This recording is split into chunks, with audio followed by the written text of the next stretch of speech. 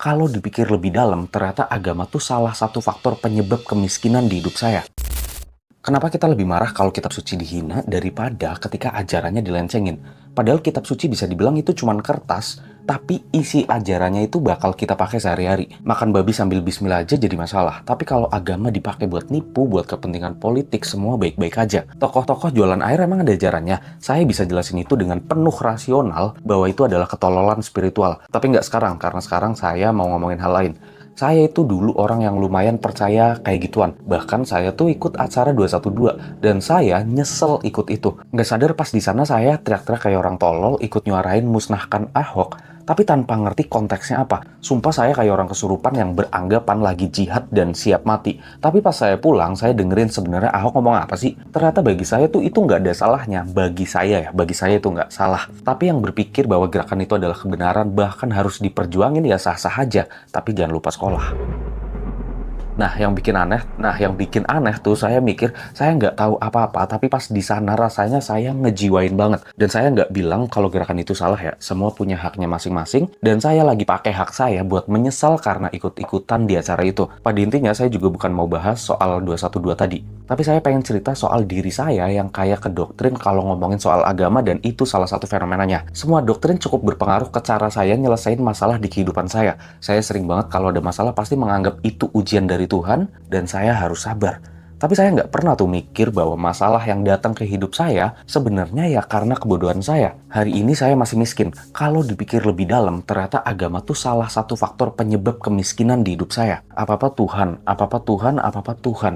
Bukan agamanya yang salah, tapi cara saya mendapat pengetahuan soal agamalah yang salah. Yang saya tahu cuma sabar, nggak ada sesuatu terjadi tanpa kehendak Tuhan. Pokoknya semuanya itu jalan Tuhan, dan saya menampung itu secara mentah-mentah. Saya tuh emang sepasrah itu, makanya nguli bertahun-tahun dan kerja apa aja tuh saya mencoba untuk nikmatin itu. Intinya di dalam kemiskinan saya tuh masih berharap mukjizat Tuhan tanpa pernah nganalisa apa yang sebenarnya salah dalam hidup.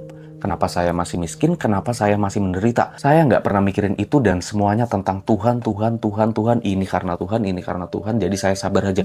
Semuanya kayak gitu terus. Tapi pada titik saya nikah dan punya anak, bisa dibilang anak saya cukup kekurangan lah. Hari ulang tahun pertama anak saya cuma pegang duit kayaknya 30 ribuan.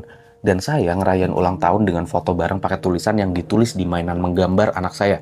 Mainan itu pun hadiah dari saudara. Di situ pikiran saya mulai ngembang dan mikir, tai nih, Tuhan maha baik. Tapi maha baik macam apa yang harus ngelihat umatnya jatuh bangun di lumpur kesengsaraan? Maha baik dari mananya kalau kayak gitu terus?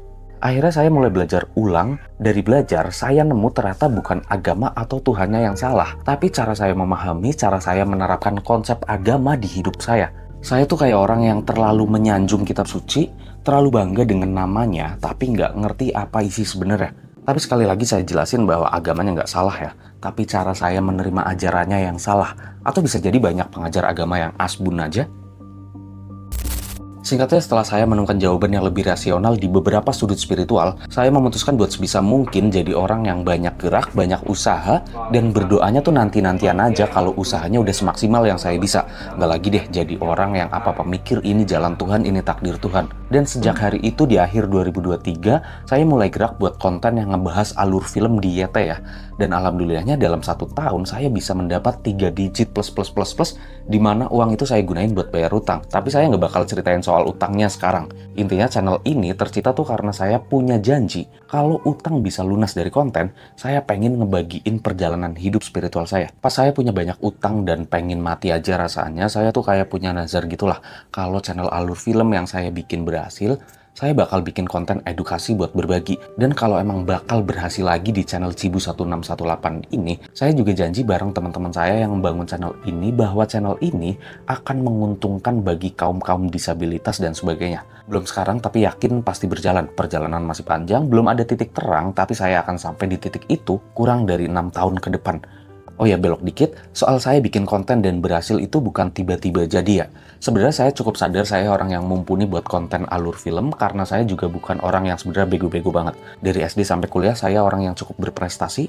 Saya juga suka nulis, saya juga cukup berani nyampein orasi misal di acara demo atau sejenisnya. Intinya saya hobi banget belajar. Tapi pokoknya rumit lah, saya miskin tapi saya kuliah.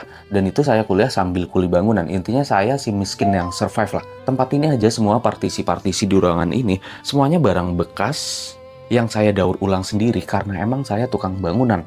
Tapi kalau diceritain semuanya nggak bakal selesai. Jadi video ini cuma pengenalan singkat aja dari saya. Yang jelas kalian segelintir orang yang nonton bakalan jadi saksi akan seperti apa saya 6 tahun ke depan. Kenapa 6 tahun? Itu ada kalkulasinya. Semua yang saya omongin punya dasar kalkulasi yang nggak sederhana. Semua kalkulasi saya hitung dengan keadaan finansial saya sekarang. Bahkan nama Cibu 1618 itu maknanya juga bakal dalam karena angka 1618 itu ada hubungannya sama golden ratio. Tapi mungkin nggak akan saya ceritain di video ini sekarang karena panjang banget. Jadi obrolan tentang doktrin agama, ngebela agama, menista agama, sampai apa pengaruhnya sama kehidupan saya, itu tuh di sini saya bukan pengen ngajarin agama ke siapapun, sumpah bukan pengen ngajarin agama, karena saya juga bajingan, nanti kamu bakal tahu lah.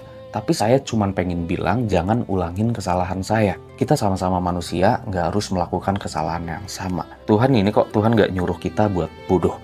Dan singkatnya, perjalanan saya baru dimulai sekarang. Silahkan berkomentar kalau ada pertanyaan, semua komen di video ini akan saya balas.